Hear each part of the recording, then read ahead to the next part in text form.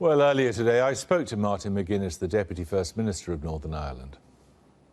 Martin McGuinness, what on earth are you doing breaking bread with the head of state of an occupying power?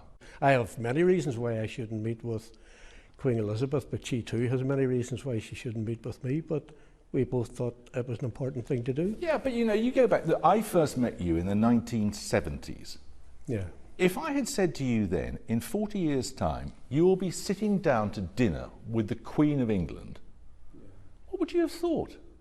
Well, similarly, I never would have imagined that I would have been Minister of Education in a power-sharing government in the north. And then after that, joint First Minister was Ian Paisley in a very important institution that has remained intact and steady for the last 7 years. But he's still part of the United Kingdom. And I'm an Irish Republican. I'm absolutely dedicated to ending partition and bringing about the unity of the people of the north and the north with the south. And we've agreed in the context of the Good Friday Agreement that that can only change through a constitutional vote. And I'm working to achieve that. When there is a loyal toast tonight at the dinner, will you stand up and toast the Queen? Well, if there's a toast to the Queen, I will observe all of the protocols and civilities. But isn't it the case that last year when you were here and there was a toast to the Queen at a dinner in the City of London, you were unavoidably absent from the room at that point? Well, in fact, that was an absolute coincidence, believe it or not. Indeed, I was going to ask you how your bladder was. Well, it was appropriately ready to go. So that was just coincidence, was it? Well, it really was a coincidence, absolutely.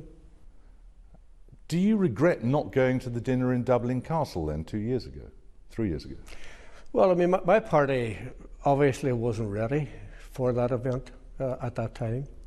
And since we've conducted enormous conversations and discussions with our own people, particularly in advance of the Queen Elizabeth's visit to Belfast and whether or not I should be involved in meeting with her at that time, and effectively people realised in the context of a conflict resolution process that it was very important to be involved, not in mealy-mouthed words about reconciliation, but actual acts of reconciliation.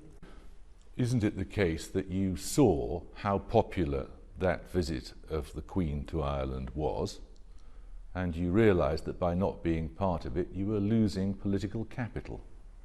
No, that's not the reason for this at all. I mean, I watched the conduct of that visit very, very carefully, and I have to say I was tremendously impressed.